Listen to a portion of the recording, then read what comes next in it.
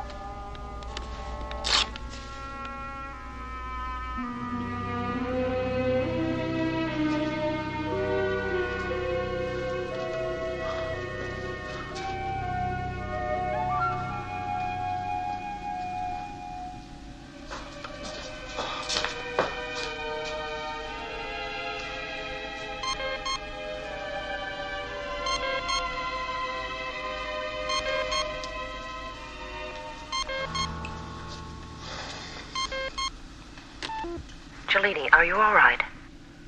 Yes, I'm fine, thank you, Doctor. Computer raised the alarm. Your pulse and metabolic rate had peaked into the danger zone. No, it was a dream. That's all. Just a dream. Anything traumatic? No, nothing. All right. If you need any help, I'm on duty tonight. Thank you, Doctor. Thank you.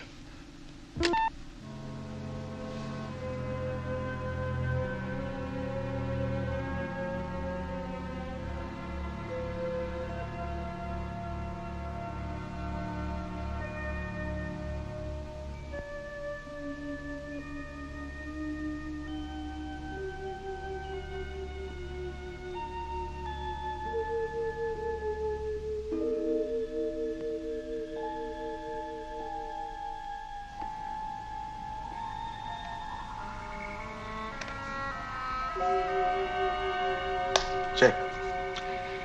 Been playing computer all day. Yeah, I was hoping for a real game, Commander. I beat computer every time. Sure, you're programmed.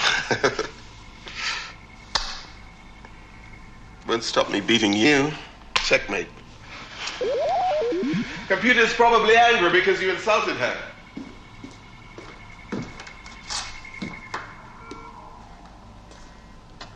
Tony Cellini has entered the restricted area in Launch Pad 4, but he's not on duty. Tony? Tony, what's up? Answer me, Tony. Cancel his comm lock.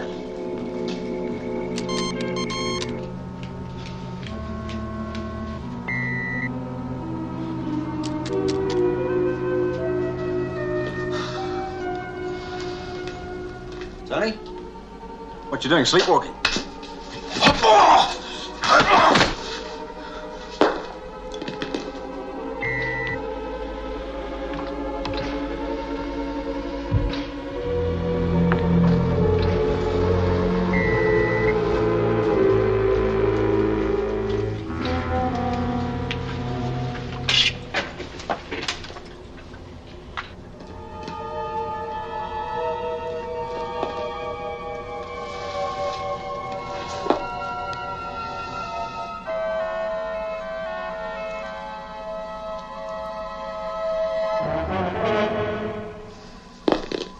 Medical to embarkation immediately.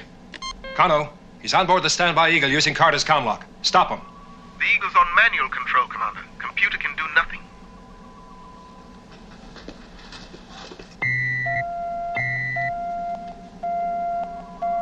Computer, command order. Cancel safety restrictions on Launchpad 4 and give me access.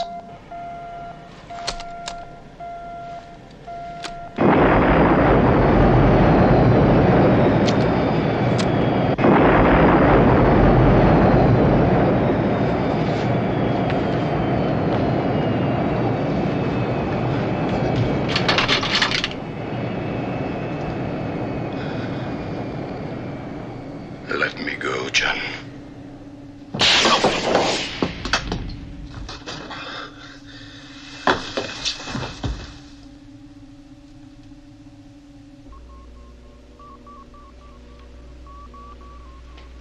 Thank you, Anne. I'll manage by myself now. Night, Commander.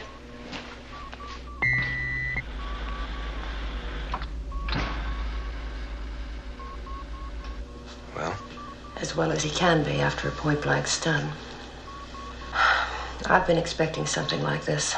He's unstable, John. He's an individualist. I've never really understood your admiration for him.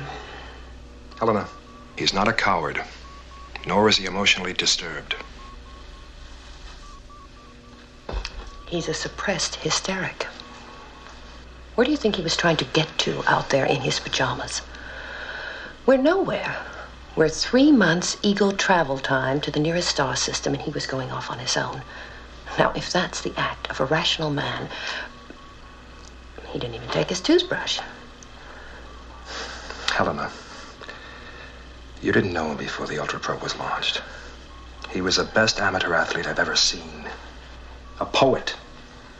An all-round astronaut. In fact, the best all-rounder I've ever met. I'm aware of his history. Something happened out there. Something happened out there beyond Ultra that neither you nor I can understand. Hell, he can't even understand it. That's why it's haunted him. It's destroying him. Look, John, I know the Ultra Probe meant a great deal to you, but its success was vital to Cellini. He can't take failure. For that reason alone, you would have been the better commander of that probe. Stick to Cellini. All right. I say that he made a disastrous mistake on that probe ship, and being the acknowledged ace, can't bring himself to admit it. It's not his style. He thinks he's infallible. You think he's infallible, but I don't. Helena, nothing was proved. John, when it all happened, I was a member of the medical team that examined Cellini.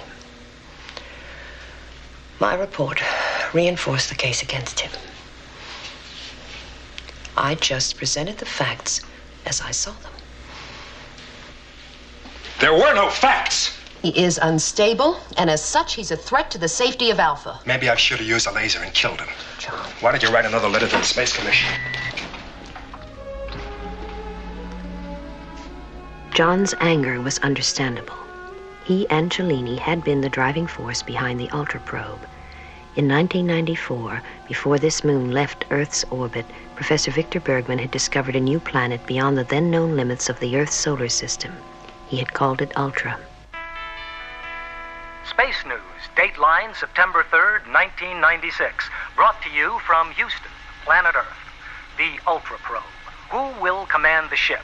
Anton Gorsky, commander of Moon Base Alpha, is expected to put an end to speculations later this week. Yes.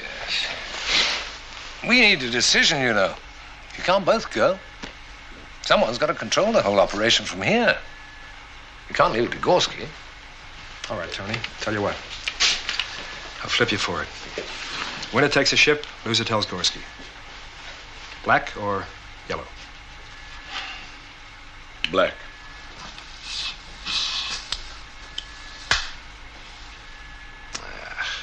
Well, the gods know the better astronaut.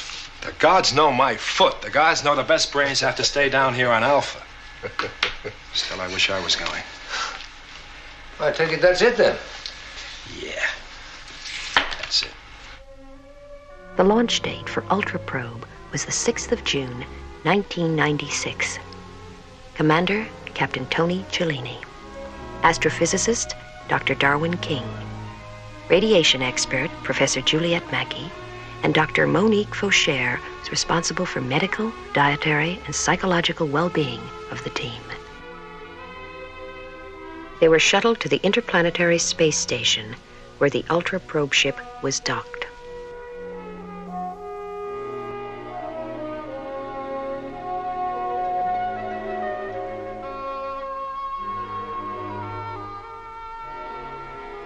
Embarkation and countdown continued without a hitch. Launch took place at 1200 hours on schedule.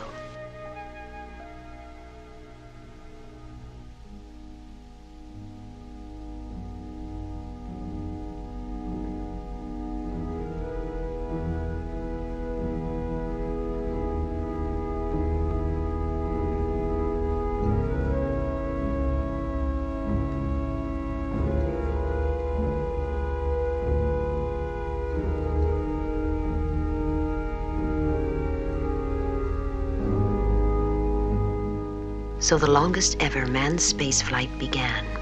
It continued through 8 months of uneventful routine.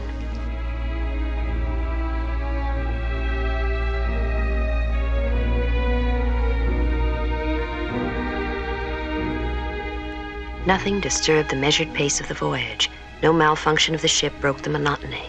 Navigation was faultless.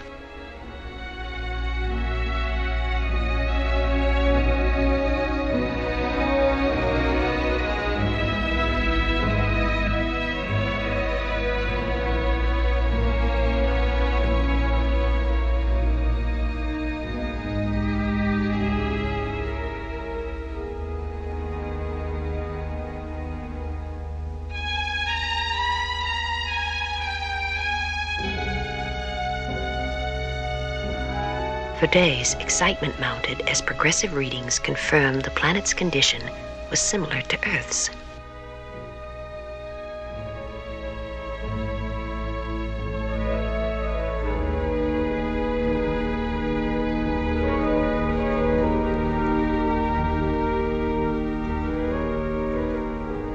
Plans were made for a manned landing, but as the probe ship moved behind Ultra, all contact was temporarily lost with Moonbase Alpha. The landing was never made. Darwin, could you give me an opinion here, please?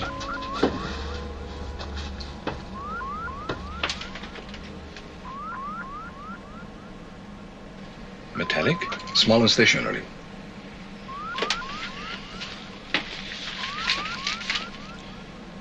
Orbital reference 109. Beam everything we've got in that direction. We're going to take a look. Right.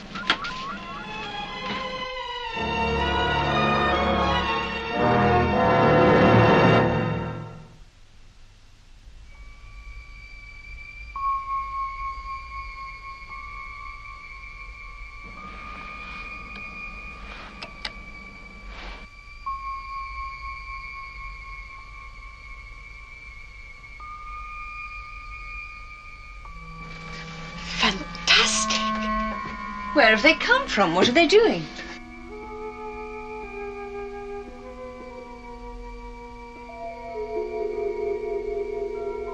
There's absolutely no sign of life from any of them. Can they really be empty? Perhaps it's some huge conference of all space peoples, and this is just their car park. But where's the conference?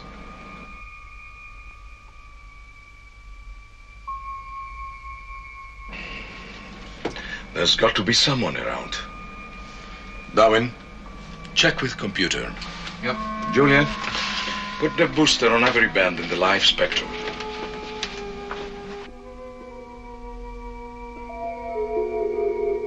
There are ships here that could make the dream of interstellar travel a reality. We could be liberated from our own solar system. All we need is someone to show us how it works. Still no signs of life? Absolutely nothing. It's like a graveyard. We'll dock. If computer gives us the all clear, we'll go aboard. Right.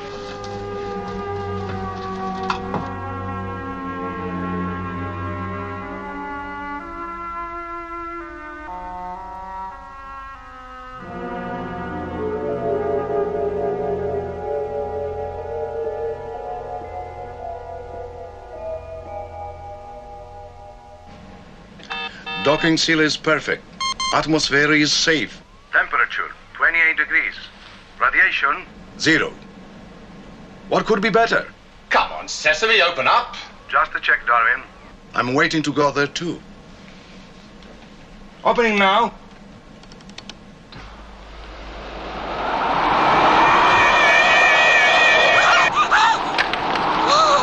Close it, Tony! What is in? Wind, noise, light. It's pretty weird.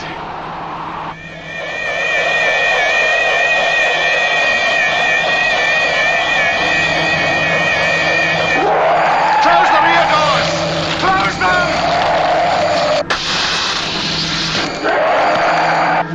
Main circuits have blown. Try manual.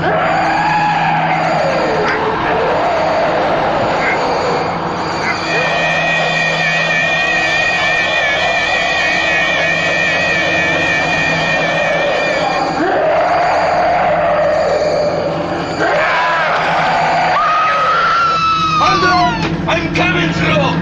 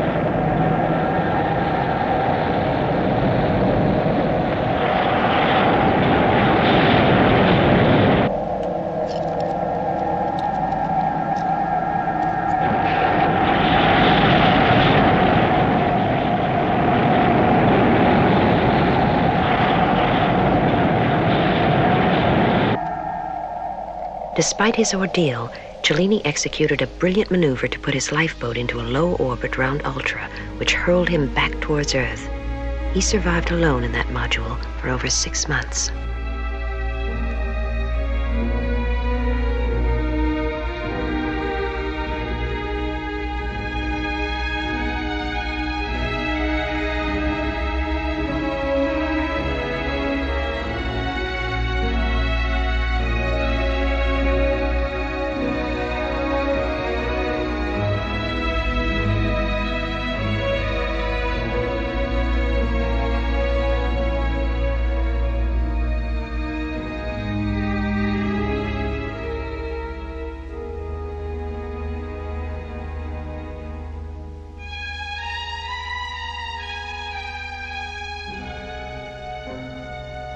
Cellini's module was eventually located and brought back to Alpha. He was on the point of death.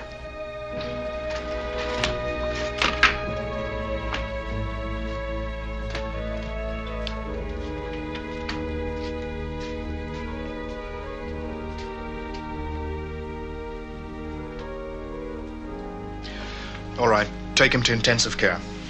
How? It's incredible he's alive at all. But he'll survive. Oh, yes, on courage. But as Cellini began to recover his strength, the official attitude towards him changed from congratulation to doubt. The story he told of his encounter with the monster was difficult to believe, and the recorded data of the black box cast further doubt on his veracity. As a member of the Space Commission medical team, I began to inquire into the mental state of the patient.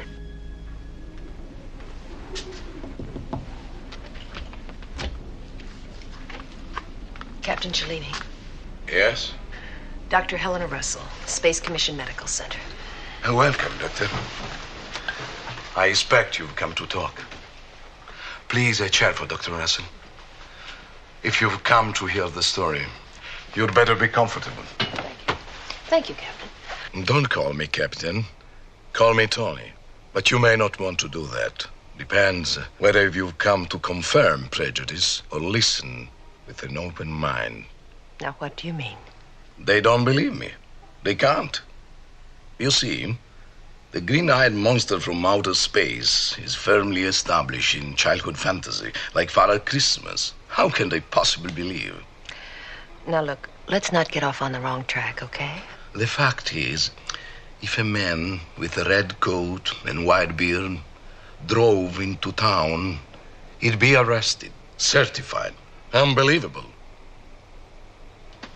And that's what you are going to do with me and my monster, right? I didn't even mention the monster. But that's what you wanted to talk about, isn't it? Now, I don't have anything specifically in mind. I'm open to anything. Father Christmas, if you like. If you like, Doctor, you came to see me. Maybe in a while we'd get around to my sex life. All right. You seem fairly keen to talk on a wide range of topics. I want to tell you the truth, Doctor. I want to tell you that everything I've put down in my report is true. Tentacles, bloodsuckers, fire breath. The whole slimy, fantastic story is true. No wanderings of a sick mind. I'm absolutely certain of every detail I've put down. And if the black box data conflicts with my story, then the black box is wrong. Now, that is a somewhat surprising statement for a rational man. I'm not a rational man. And yet you want to be believed. I want all of you, Koenig, Bergman, Dixon, every one of you to throw out the criteria by which you judge what's real. You've got to abandon reason. You have to believe that I, Tony Cellini, have stood face to face with the dragon. I fought it single-handed and survived. That's what you've got to believe. Now, come on, take it easy, Captain. Captain?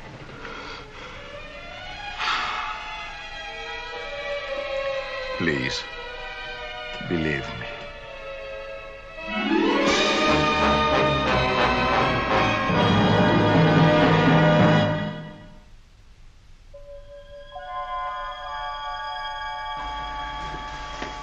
Victor? Bad news. There's going to be a full-scale inquiry. Commissioner Dixon has ordered us back to Earth. Their story is Tony bungled the decompression procedure, opened the airlock prematurely, and killed the crew. Well, that seems a logical explanation. Well, at least it's easier to believe than a monster, isn't it? Victor, if the black box didn't record the monster, isn't it conceivable there are life forms our instruments can't detect? Oh, yeah. It could have even jammed the black box. Just because we haven't experienced something doesn't mean it doesn't exist. No, but we're not likely to know that unless we go back for a second look. No, I think we've got to go back out there. In fact, I know we must. Those spaceships out there can save the space program billions of dollars in hundreds of years. And we know Tony wasn't fantasizing about those, because those contacts are clearly recorded on the black box. Yeah, but that's all they are. Contacts. How do we know they're spaceships? Must we disbelieve everything Tony says? No, of course not. But I mean, here's a man virtually come back from the dead. Only naturally he should have nightmares. It'd be unnatural if he didn't. Look, I refuse to let them dismiss it like that. John, I'm afraid the facts are that our probe was a failure and somebody's head's got to roll. So it's got to be Tony's.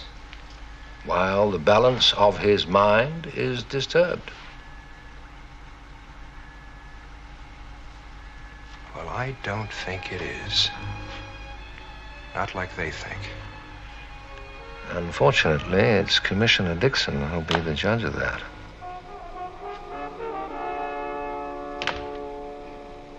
Morning, gentlemen. Good morning. Oh, sit down, please. Oh. We are in the red, aren't we? Strange that there's nothing like failure for drying up the money supply.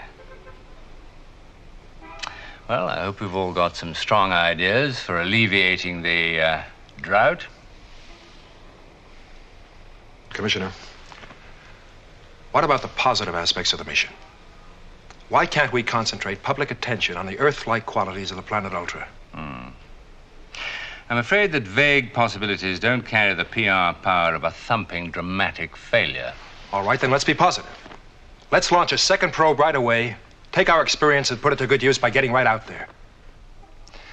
Before we get carried away with the future, Koenig, we must first concentrate on the past. I want to know what you two think really happened out there. I'm the only one who can answer that, Commissioner. Oh, yes? You've had my report. Oh, the whole world's had your report. That's my problem. It's also the truth. Or an elaborate cover-up for an error of judgment you haven't the guts to admit. Now, what do you say to that? It's just not true.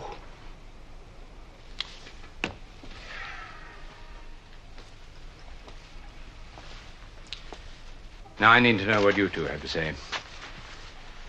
Do you believe in monsters? Well, I believe that whatever caused the disaster affected Tony's mind in some way which he can't recognize and we can't even guess at. Koenig? Commissioner, we know those ships are out there, and one of them is ours. What we should be asking ourselves is why they're there and what happened to them. We have a series of unidentified bleeps recorded from the scanner, that's all. As far as I'm concerned, this vision of a spaceship's graveyard is as much the product of a sick mind as a ghoulish monster. So please, let's keep with the facts. Now tell me straight, Bergman, what caused the interference on that tape? How can you say? Could be anyone. Could it be him? Well, yeah, Tony could have done it, although I can't honestly see why he should. As a cover-up. Why would he restart normal recording 4 minutes and 45 seconds later? Are you going to suggest the monster did it, Koenig? We can't dismiss that possibility. You surprise me, John. Commissioner, that black box recorded a breathable atmosphere inside that alien spaceship.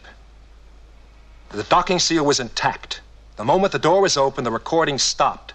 Therefore, there is no evidence of death by decompression on that tape. What I'm saying, Commissioner, is that your case against Cellini holds no more water than his story does. Quite obviously, you're not concerned with your reputations. But mine is bound up with the future of the space program, and I'll do anything to save that. I'm afraid that I shall have to discredit this whole adventure. Now, Commissioner, you just can't scrap the Ultra Probe and ignore those ships out there. We've had a lot of success so far. We've learned a great deal about our solar system.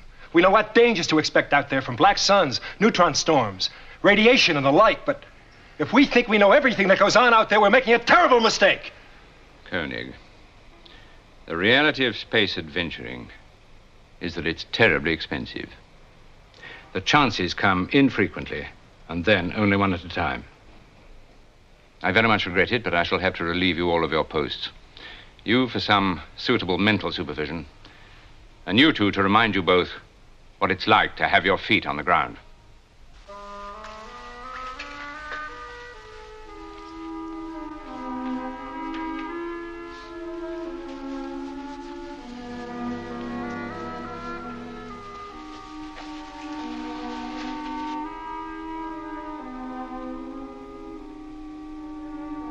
By September 13th, 1999, the day the moon blasted out of Earth's orbit, John Koenig was back on Alpha as commander of the base. Victor Bergman, Tony Cellini, and I were also there. Memories of the Ultra Probe ship disaster were obliterated in our fight for survival until the night when Tony's nightmare revived all the old conflicts. You killed?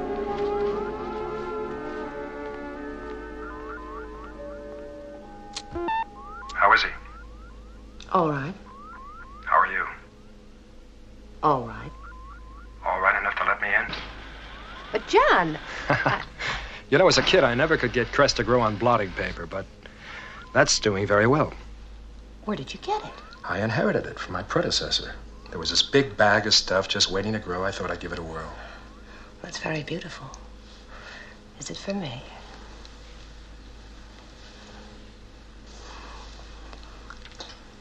Thank you. You know, I must admit, I got a little help from the guys in the hydroponic unit. But I deserve some credit. What I'm trying to say is, I'm sorry I chewed your head off. Well, you're doing it in a very nice way. How's he? Much better. You know, I don't understand. It's 5 years since the Ultra Probe. Why should he break now? Because it can happen at any time, which is exactly why I recommended that he never be returned to Alpha. Helena, I requested it. Can I speak? Tony. Now, just take it easy. It's all right.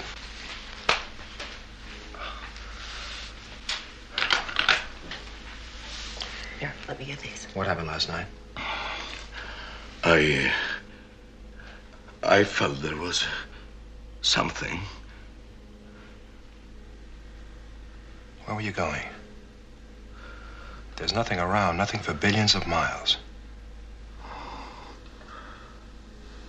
You had a nightmare last night at 0347. Medical computer raised the alarm, and I woke you. Remember? It was nothing. Well, Tony, we found a tomahawk buried in the communications post in your quarters. Was it the monster? Then why now?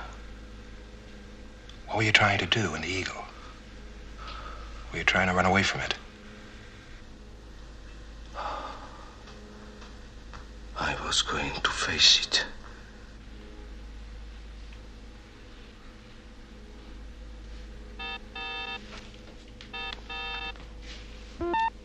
Commander, we have a contact. Could you come to main mission, please? All right, Paul. I'll be right back. John, something quite extraordinary.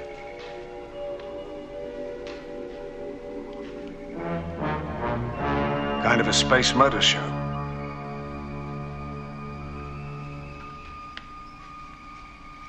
Well, Victor? It's the same sort of thing Cellini described. The mission to planet Ultra. Victor, last night, Cellini had a violent nightmare, finding his monster. Now, after the nightmare, maybe even as part of it, he tried to steal an eagle. I had to stun him. Now, he just came round, and I asked him what happened. He said he was going out to face it. But the monster? Well, those could be the same spaceships he saw behind Ultra. And if they are, we could be facing the same danger he faced. Sandra, increase magnification. John, we're light years away from Ultra. Victor, this moon has moved, so could they. But the coincidence. Something triggered Cellini. Something we can't ignore. Cano? Sir. I want computer to check the records, the flight records of Ultra Probe 1996. Now, the flight recorder picked up certain contacts similar to those. I want to know if they're the same. Commander, I have found it. The Ultra Probe ship is there. It's incredible. Yeah. So is Cellini's story about the monster. Alan, I want a docking eagle on pad 1 for immediate liftoff. I want an escort. 3 ships ready for action. Go.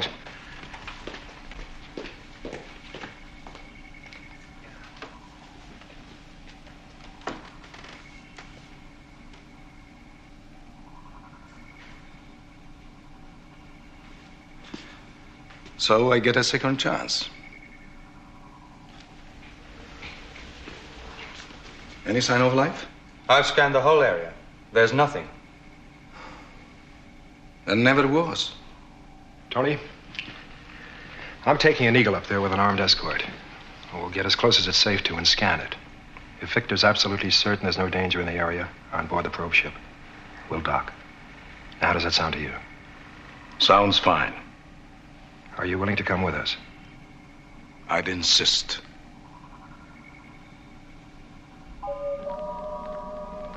He's too calm. He's got a chance to clear himself after 5 years. I'm worried, John.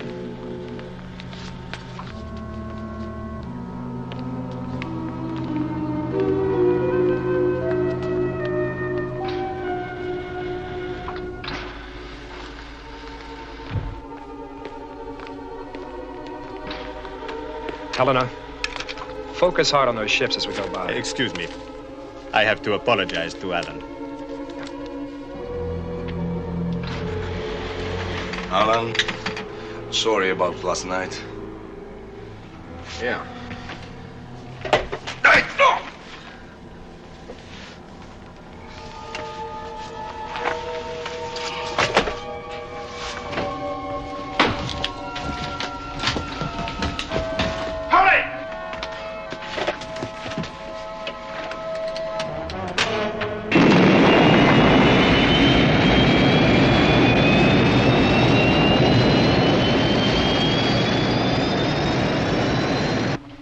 Eagles 3 and 4, immediate liftoff. Follow Cellini in Eagle 1. Eagle 2, jettison your passenger module and pick us up at launch pad 1. Sorry, John, but it's my enemy.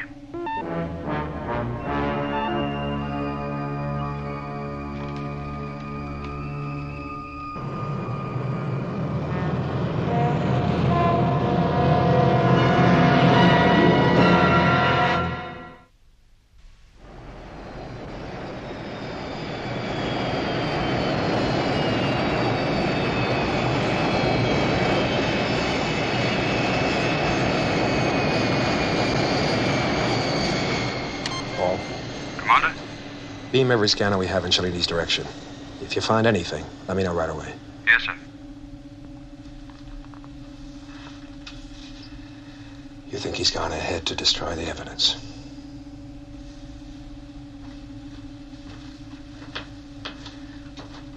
What's that guy got against me?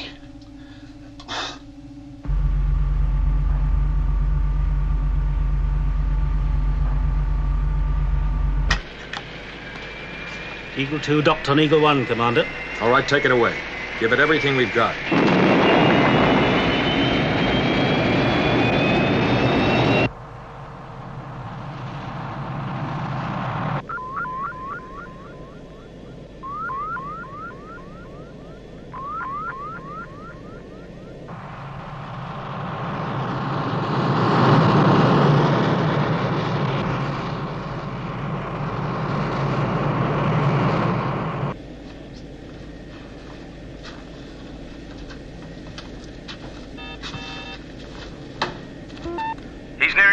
now, Commander. He's running about 6 minutes ahead of you. Thank you, Paul. He could dock the command module on the probe ship. The control systems are compatible? We've got the area scanned from here, from Alpha, and close-up from Eagles 3 and 4. So far, no life indications, no radiation, no energy field, nothing.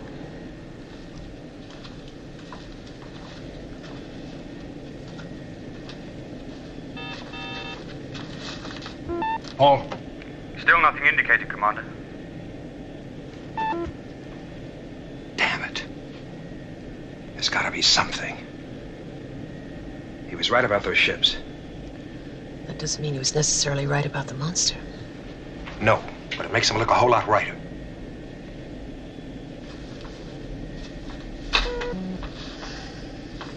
Victor? Sorry, John, but beyond the obvious explanation, I can't be much help. The obvious, then. Well, they do look somewhat like flies caught in a spider's web. Which brings us back to monsters.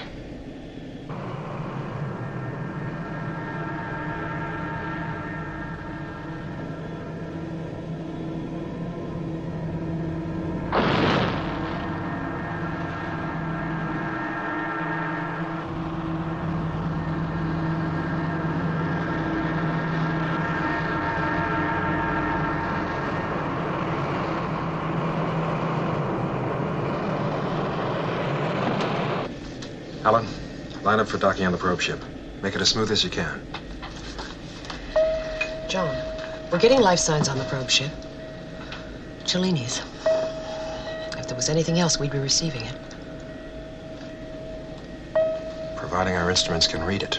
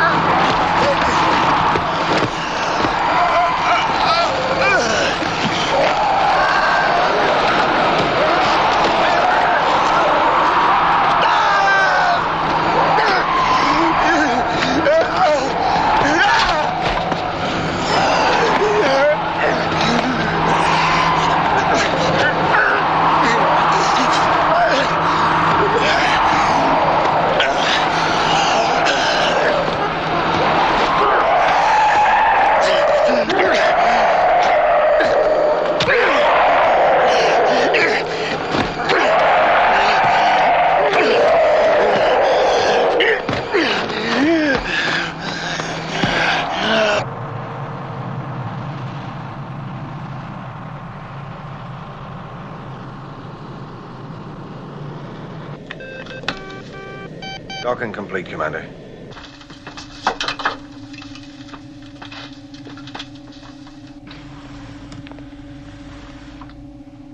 Helena, maybe you better stay here. Let's go.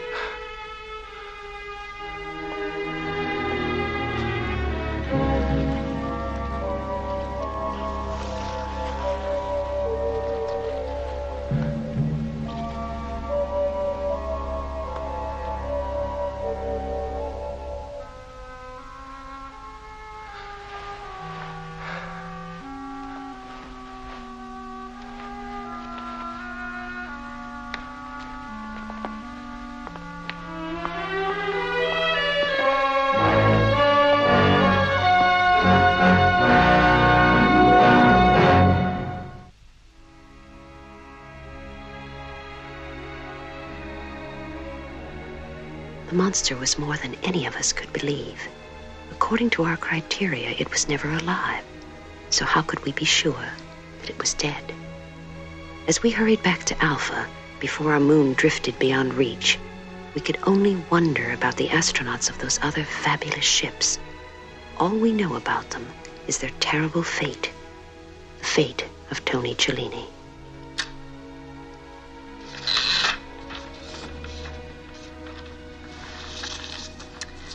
John, if we ever do find a new place to live, and if we succeed, we're going to need a whole new mythology. Tony Cellini and the monster? No. Well, St. George and the Dragon sounds pretty flat, till you know the story. The story is part of our history now, Helena. I think Tony would be very happy to know he put new life into an old myth.